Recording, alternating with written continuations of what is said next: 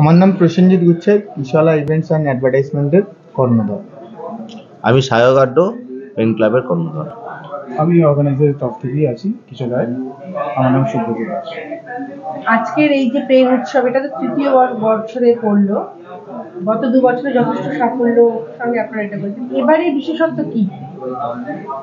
প্রত্যেকবারই তো একটা বিশেষত্ব থাকে, একটা দামি পেন, দামি কালি, এরকম কিছু না কিছু থাকে। এবার বিশেষত্বটা মানুষ আজকে প্রথম দিন, কালকে সবাই জানতে পারে বিশেষত্বটা কি। আমি নিজের মুখ থেকে বললে অতটা ভালো লাগবে, তার থেকে ভালো না যে যারা আসছে ভিজিটার তারা বললে হয়।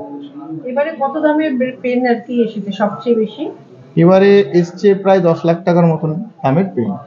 কিন্তু এই মুহূর্তে আমাদের কিছু কম দামি পেনরা ব্র্যান্ডিং করার জন্য সামনে রেখেছে, কেন কি এখন তাড়াহুড়োর মাঝখানে একটু সময় বাড়লে ওটাকেও আমরা ডিসপ্লেতে আনার চেষ্টা করব। কত ধরনের পেন রয়েছে?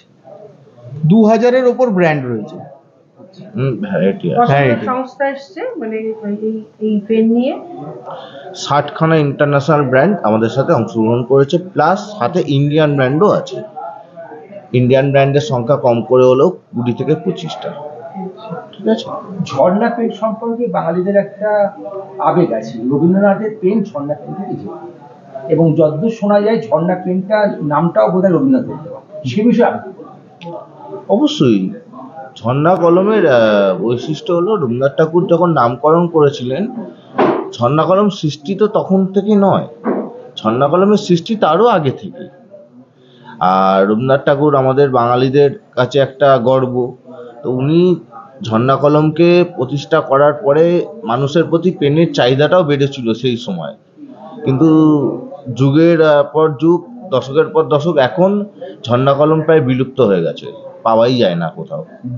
তো আমাদের প্রচেষ্টা যেন ঝর্ণা কলম, কালির কলম আবার ফিরে আসে, এবং আমরা আবার যেন ছোটবেলায় যেমনি কালির কলমে আমরা লিখতাম, যেন আজকের দিনে বাচ্চারাও যেন সেই ছোটবেলায় কালির কলমে লিখে বড় হয়। এটাই জাস্ট আমাদের একটা উদ্যোগ, যে বাচ্চাদেরকে কালির কলম ধরানো বা মানুষের মধ্যে এই চেতনাটা ফেরানো। এইবারে আমরা একটা দোয়াত বলছি কালি আপনারা মার্কেটে আনবেন। এটা আমরা কি কি ধরনের কালি আছে, কোন কোন কালি? এইটা আপনার রেড আছে, ব্ল্যাক আছে, গ্রিন আছে, ব্লু আছে। দাম কিরকম করেছেন? 99। এই জন্য এনেছি যে আমাদের একটা প্রচেষ্টা থাকে, সেটা হলো প্রত্যেক বছরে আমরা কিছু কিছু দিই, সারপ্রাইজ দিই। এবারে দিয়েছি, তার কারণটা হলো আমরা একটা কম রেঞ্জের কালি বার করিয়েছি। তো এরপরে চেষ্টা করব, কেন কি সবার হাতে যেহেতু আমরা দায়িত্ব নিয়ে নিয়েছি যে সবার হাতে ঝর্ণা কলমটা তুলে দেবো, তো সেই ঝর্ণা কলমটা তোলার জন্য তো তার জন্য তো কালিও লাগবে। তো এই একটা একটা করে আমরা ইনোভেটিভ জিনিসগুলো করছি, আরও চেষ্টা করবো আরও কিছু বেটার কিছু করা যায়। যে উদ্দেশ্যে আপনারা এই প্রোগ্রামটা করছেন, মানে এটা তো একটা আন্দোলন যে পেনকে ফিরিয়ে নিয়ে আসা, কালির পেন ফিরিয়ে নিয়ে আসা। গত 2 বছরে সেই উদ্যোগে কতটা সাফল্য দেখছেন? আপনারা তো দেখতেই পাচ্ছেন এখন, এবং কি 2 বছর আপনারা এসেছেন, তো দিনের পর দিন ঝর্ণা কলমের প্রতি যে আবেগটা আরও এবার ফুটে উঠছে সবার কাছে। কারণ আগে সবাই মানে যত বিশিষ্ট ব্যক্তিরা এসে ওনারা জানেনই না যে এরকম একটা কলমের মেলা হয়। সবাই বই মেলার নামটা শুনে, কলমের মেলাটা শোনেনি।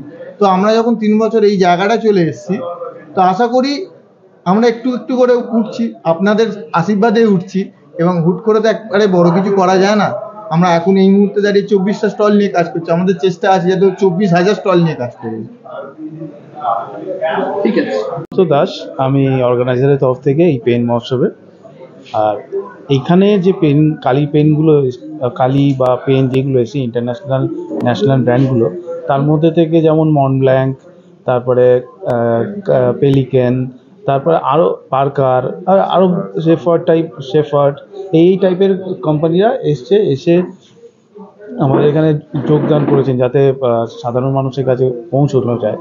বুঝেছেন তো? আমাদের যে উদ্দেশ্যটা, যেমন দেখুন কালি কলম যেটা আছে সেটা তো সাধারণ মানুষের কাছে এখন মার্কেটে তো পাওয়া যায় না, ওই জন্য ব্যবহারটাও বন্ধ হয়ে গেছে বেসিক্যালি। তো এখন যদি সবার কাছে সব কোম্পানির জিনিস, যার যেরকম ক্ষমতা অনুযায়ী যেরকম পেন ব্যবহার করতে পারে, সেইটাই হচ্ছে আমাদের মেন উদ্দেশ্য হয়ে এখনও, আগেও ছিল, এখনও উদ্দেশ্য তাই, এবং ভবিষ্যতে তাই থাকবে। আচ্ছা, একটা কথা, মানে এই যে আপনারা পেন মহোৎসব করছেন, এখানে পেন বিক্রি কিরকম হয়? পেন বিক্রি তো হয়, তার সঙ্গে ভালোবাসাটাও জড়িয়ে থাকে। তার সঙ্গে। কারণ সাধারণ মানুষ দেখুন, সবাই তো আর এই অভিজ্ঞতা ছিল না আগে যে পেন নিয়ে একটা এক্সিবিশন হবে, যেটা হচ্ছে এই কলকাতায় ফার্স্ট টাইম হয়েছে।